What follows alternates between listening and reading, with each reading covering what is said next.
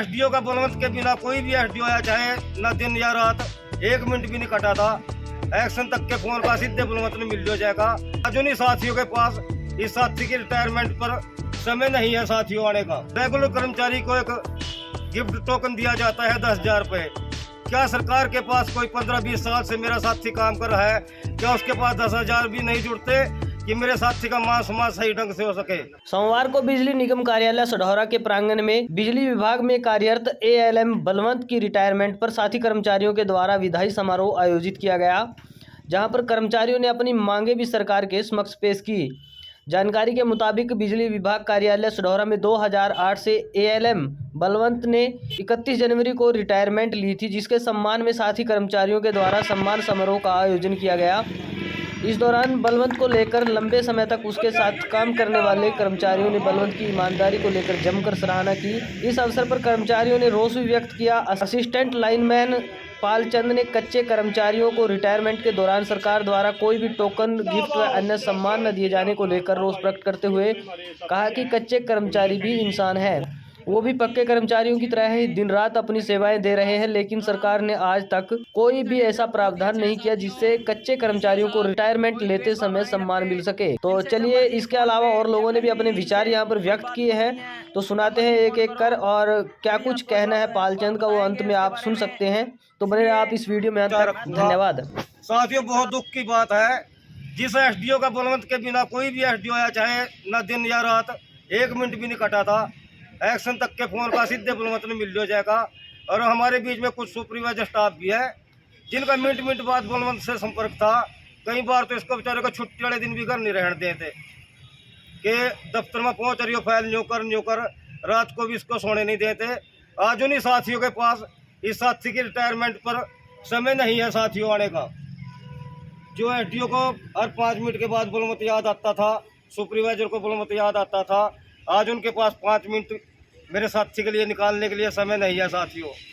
पता नहीं तो साथियों, कहीं यह बात है कि यह एक कच्चा कर्मचारी है साथियों। इस कानून के अंदर मन की भावना है कि यह रेगुलर कर्मचारी होता तो हम चले जाते, लेकिन कच्चा कर्मचारी है, चलो कोई बात नहीं, रिटायरी तो है। दूसरी साथियों, हम मेरा और इसका एक ही साल के अंदर दोनों लगा। जब इस महकमे में आए थे, करंट लगा था, ऊपर वाले का शुक्र है कि आज ये मेरा भाई तो रिटायर होकर घर जा रहा है, और मेरे बारे में भी दुआ करे, मेरे 3-4 साल रह गए कि मैं भी सही सलामत अपने घर वापस चला जाऊँ। एक इससे बड़ी दुख की बात साथियों सरकार के प्रति है कि हर रिटायरमेंट के अंदर, हर विभाग के अंदर रेगुलर कर्मचारी को एक गिफ्ट टोकन दिया जाता है 10,000 रुपये। क्या सरकार के पास कोई 15-20 साल से मेरा साथी काम कर रहा है, क्या उसके पास 10,000 भी नहीं जुड़ते कि मेरे साथी का मान सम्मान सही ढंग से हो सके। अगर कोई किसी का करंट लग जाता है साथियों, उसकी जिम्मेवारी भी उसी कच्चे कर्मचारी की है कि या तो तय लालच में किसी कंज्यूमर की कंप्लेंट पे किया गया है, अपने लालच में तेरा करंट लगा है, उसके परिवार को कुछ भी देने से इनकार करते हैं, उल्टा उसकी जिम्मेवारी फिक्स कर दी जाती है। ये उसके साथ जो कर्मचारी ड्यूटी देते हैं उनकी जिम्मेवारी फिक्स कर दी जाती है कि ये तो तन्ने चढ़ा यार, तन्ने मारा। और एसडीओ एक्शन कोई भी हमारा बड़ा अधिकारी है वह उस चीज़ से पल्ला झाड़ लेता है।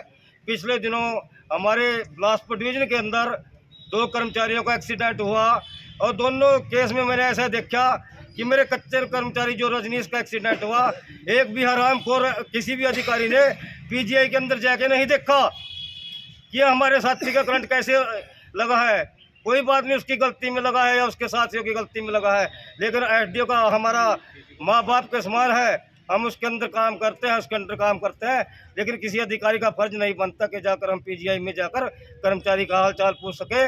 इसलिए मेरे साथियों, जहां भी काम करें अपनी सेफ्टी से काम करें, अपनी जिम्मेवारी से काम करें, किसी अधिकारी के प्रेशर में नहीं आना है साथियों, क्योंकि जान है तो जहान है।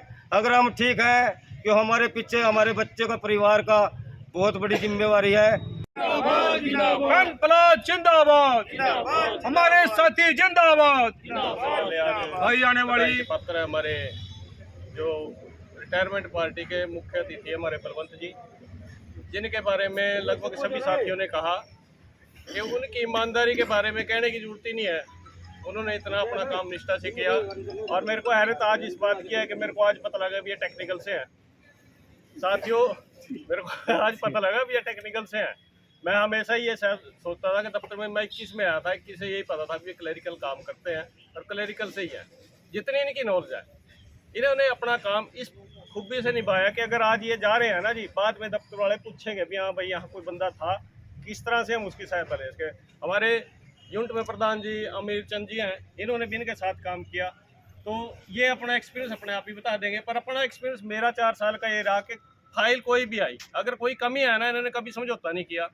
कंज्यूमर को अच्छी तरीके से बताया भी आप इस तरीके से ये काम करो, आपका काम हो जाएगा, मना कभी नहीं किया। जब कोई ऐसा साथी जाता है तो उसकी जगह लेना बड़ा मुश्किल हो जाता है। एक ईमानदार और कार्य के प्रति पूरी निष्ठा रखने वाला एक इंसान, और जो भी लोग उपभोक्ता इनके पास कभी काम के लिए आए, उनका बड़ा आदर सत्कार करना, प्यार से उनसे बात करना और उनके काम को प्रायोरिटी के साथ करना, ये साथी की बड़ी विशेषता है।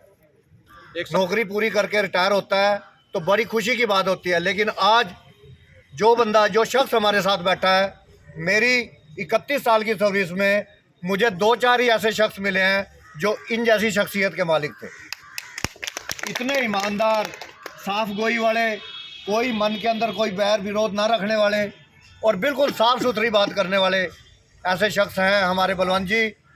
बलवंत सिंह है। बलवंत सिंह जी, आप बिजली निगम में कार्यरत थे, कितने साल नौकरी की आपने और आज आपकी रिटायरमेंट है, क्या कुछ कहना चाहेंगे? हाँ जी, मैं नवंबर 2008 में ज्वाइन किया था जी, और आज 31 जनवरी 2026 में रिटायरमेंट थी। वैसे आज अब फरवरी 2 तारीख है और लगभग मैं 18-19 साल के करीब इस डिपार्टमेंट में काम किया। और बाकी तो सभी वक्ताओं ने मेरे बारे में सब कुछ बता ही दिया। अपने उससे कोई इंसान की जो है ये ऐसे एक बड़ाई करने से मान ले सभी लोगों को पता लग ही जाता है।